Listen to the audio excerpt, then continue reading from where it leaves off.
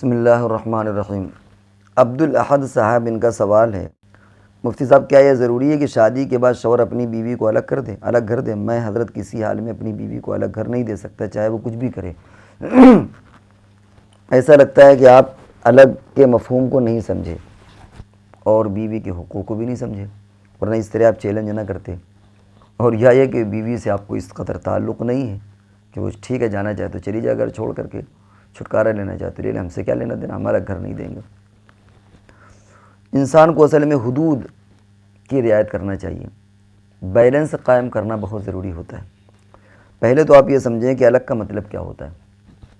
الگ کا مطلب اگر آپ نے یہ سمجھا ہے کہ ایک میرا ماں باپ کا گھر ہے، میں اسے کسی دور دراز جا کر کے فلیٹ میں، کیونکہ کبھی کبھی بغل میں بھی پرابلم ہوتی ہے، تو اب میں اسے دور ذاتی یا کرائے کا یا فلیٹ میں لے کر کے رہوں، یہ مطلب الگ کا نہیں ہے۔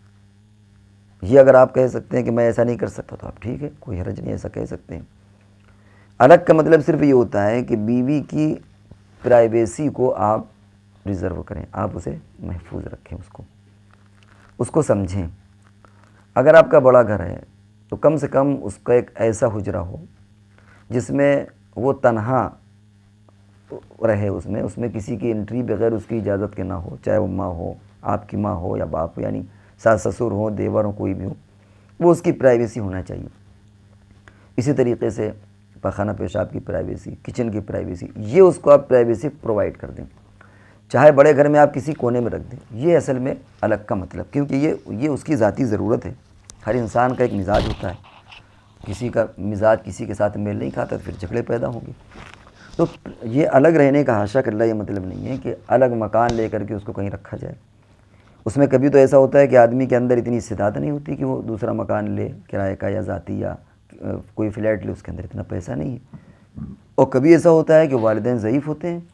جب والدین بوڑھے ہیں تو ظاہر ہے کہ وہ اگر الگ مکان میں رہے گا، وہیں سوئے گا، وہیں کھائے گا پیے گا، تو ان کی خدمت کون کرے گا، اور کوئی موجود نہیں ہے، تو بیٹے کے ذمہ والدین کی خدمت بھی ہے۔ لیکن یہ کہنا کہ ہم الگ لے کے نہیں رہ سکتے، یہ مطلب الگ کا اگر آپ وہ لے رہے ہیں کہ دوسری جگہ لے کر کے رہنا، تو ٹھیک ہے، یہ آپ کا کہنا صحیح ہے۔ لیکن اگر آپ نے الگ کا مطلب نہیں سمجھا تو اس کو سمجھ لیجئے کہ الگ کا مطلب یہ ہوتا ہے کہ اس کو ایک پرائیویٹ روم اس کو دے دیجئے۔ اگر وہ کہے میرا کچن الگ کر دو، کچن الگ کر دیجئے، اس کا لیٹرین باتھ روم وہ سب، یہ اس کو چاہے اسی بڑے گھر میں آپ الگ کر دیجئے، بس یہ آپ کو کرنا پڑے گا، یہ اس کی آپ کی ذمہ داری اور یہ اس کا حق ہے جو آپ کو دینا پڑے گا۔ اب اگر آپ یہاں پر بھی یہ کہتے ہیں کہ میں الگ نہیں کر سکتا، تو پھر اس کا مطلب یہ کہ آپ نے حقوق کو سمجھا ہی نہیں۔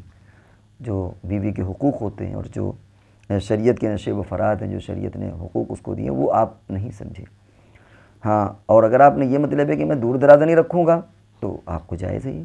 تو پھر ایک بار سمجھ لیجئے کہ الگ کا مطلب الگ مکان لے کر کے رہنا نہیں ہوتا، بلکہ الگ کا مطلب یہ ہوتا ہے کہ اس کی پرائیویسی باقی رہے، ہر اعتبار سے وہ پرائیویسی اس کی رہے، کھانے پینے، پاخانہ پیشاب، غسل خانہ، یہ سب چیزیں اس کا اس طرح ہوں کہ کسی دوسرے بندے کو اس میں دخل نہ ہو۔